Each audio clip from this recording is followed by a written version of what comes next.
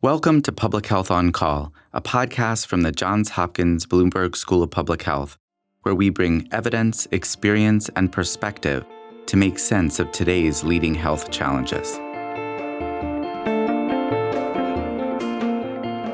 If you have questions or ideas for us, please send an email to publichealthquestion@jhu.edu. That's publichealthquestion@jhu.edu for future podcast episodes.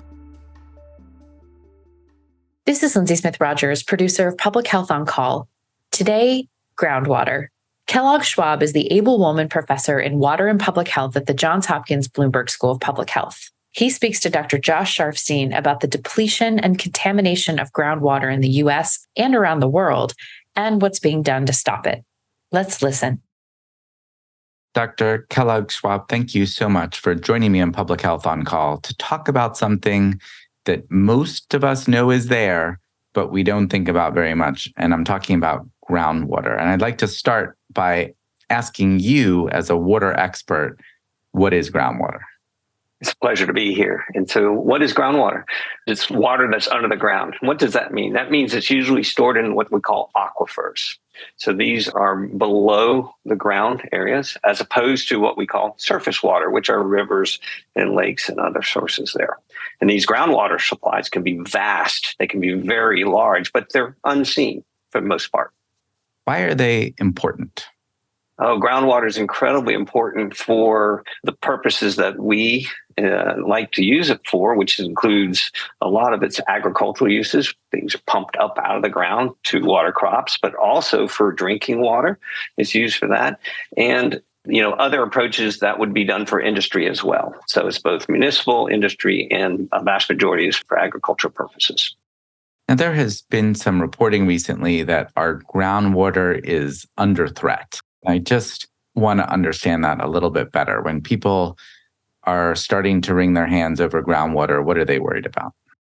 Yeah, so as you can imagine, some of the surface water lakes have gotten a lot of attention. So the very large ones out west, where you have a depletion of the surface water, and you can see it. It's called like a bathtub ring around some Lake Powell, for example. Our groundwater is much harder to determine how much is being used. So if there's overuse of groundwater, meaning water is pulled out of the ground and used faster than the recharge, where water can be recharged, trickling in back in the groundwater supply, this causes a deficit, and you can actually deplete your groundwater supplies. This can lead to the inability to recover the water, or people keep digging deeper and deeper wells, and you get actually a depletion where it can subside the ground, and the ground can actually start sinking because the water is part of that that holds it together. So this is a very complex issue. Do we have to worry about excessive extraction of groundwater in the United States or in other parts of the world right now? Absolutely. It's actually sadly universal challenge around the world. In the United States, one of our largest aquifers, supply of groundwater, is the Ogallala Aquifer, and it's out west. It's over multiple states. And what we know that over the past several decades, it is being depleted faster than the recharge. It's called using basically fossil water, meaning you're taking the water out faster than it's being replaced. In particular, for example, very recently this year in Kansas, they finally started to acknowledge that they can't continuously pump groundwater out for agricultural purposes at almost 2 billion gallons a day just in Kansas alone, without consequences of depletion of this aquifer.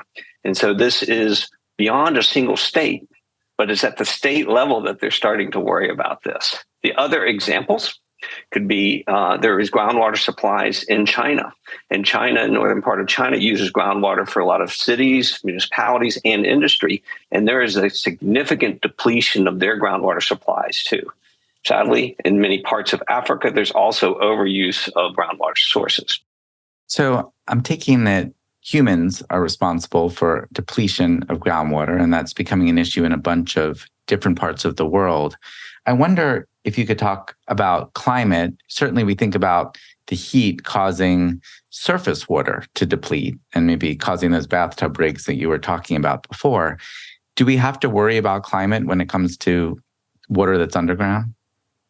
And the short answer is yes. And the reasons behind that is as we have permutations in our weather. And so with increasing temperature, so climate change is part of that, part of this induced by human CO2 levels that are causing atmospheric warming. And this changes the water patterns, it changes the weather patterns, the way it rains, the snow melt. All these things lead to trickle into groundwater. And this is a significant challenge because in very short periods of time over the past, say, 3 decades or so, things have been accelerating on the inability of water to be able to recharge because of this climate change. On top of that, there's a continued use of it in agricultural purpose, for example, but even for cities where we're pulling it out without understanding that this is not an unlimited resource. Let me ask about another potential threat to groundwater, which could be pollution. So not just that we don't have enough of it, but that the water that we have may be less usable. Is that something that should keep me up at night as well? Pollution is a concern, in particular in groundwater. Historically, people have thought somewhat naively that groundwater could be almost pure because it's trickling through the earth. And so as it trickles through the earth, you could remove potential contaminants or constituents of concern.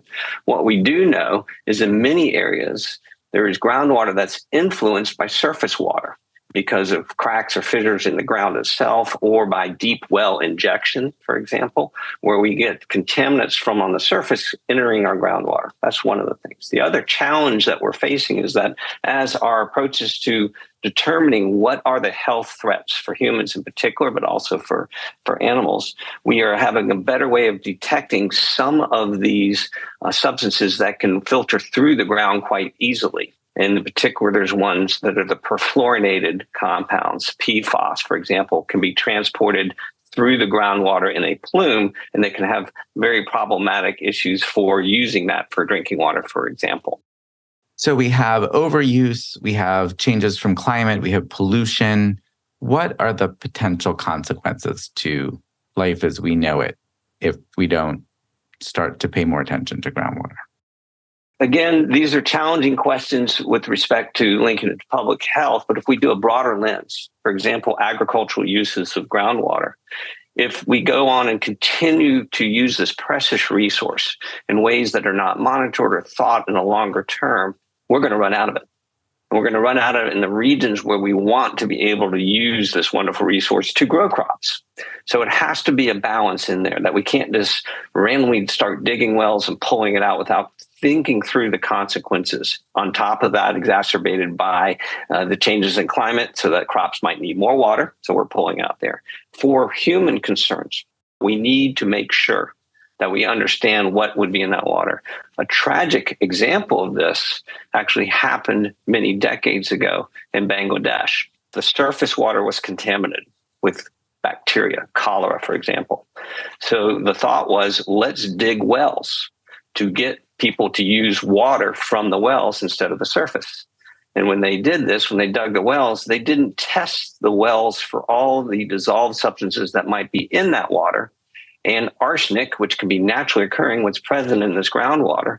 And so individuals were consuming water, it's tasteless and odorless, that had high levels of arsenic. And now there is 50 million individuals that were exposed to high levels of arsenic with the unintended consequences and public health challenges in there. That's a huge warning for what can go wrong with groundwater. And I'm taking your point that we need a more organized approach. What would that approach look like? So aquifers, in many instances, go beyond individual state lines. They go beyond individual country lines. So the idea is to have a uniform approach that crosses boundaries. And actually, my colleagues who work at the School for International Studies, SEIS, School of Advanced International Studies, had said water can be a uniter between countries. It doesn't have to be conflict necessarily, but as a way to come together and have discussions in there. So having these uniform codes that people will understand, but also policy that's put in place that protects these underground, very large, in some instances, aquifers is a first step on there. Another thing that we can consider is everyone needs to start thinking about conservation.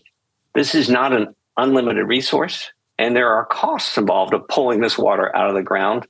And perhaps we need to start thinking in different ways of how we use our water for all purposes, not only agriculture, but for industry and for municipal or public use. How much time do we have? That's my question. With the climate, we're always talking about the clock ticking. With our groundwater, do we have decades? Do we have years? What are the constraints that we have to avoid catastrophic consequences here? I would say the time is now. And the reason I say that is there's variability. If I go back to what I mentioned before, one state within the Ogallala Aquifer, and this state produces a lot of agricultural commodities in there, but within that state, there are certain regions where it's gone. The groundwater is no longer available because the wells need to be too deep to be dug. The surrounding areas, they might have a few years to a decade or so before it's gone completely. But the idea is to be proactive, to understand that now we have a valuable resource that's being depleted and that together we need to work towards solutions. For example, in other parts of the world, they are starting to address this in a way that's more holistic. And so there's examples that we can take from other parts that are doing this, and together there are opportunities. So it's not all doom and gloom. We do have time, but the sense of urgency needs to be now for us about how we use our water.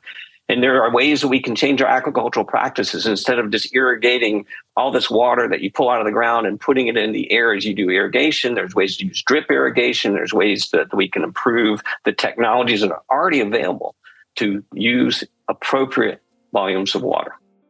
Sounds like the bottom line is we have to treat groundwater as the precious resource that it is. Absolutely. Kellogg Schwab, thank you so much for joining me today to talk about water. My pleasure. Public Health on Call is a podcast from the Johns Hopkins Bloomberg School of Public Health, produced by Joshua Sharfstein, Lindsay Smith-Rogers, and Stephanie Desmond.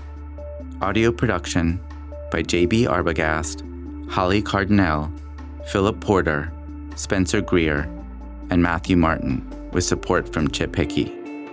Distribution by Nick Moran. Production support from Catherine Ricardo.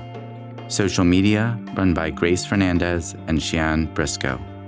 If you have questions or ideas for us, please send an email to publichealthquestion@jhu.edu. That's publichealthquestion@jhu.edu for future podcast episodes. Thank you for listening.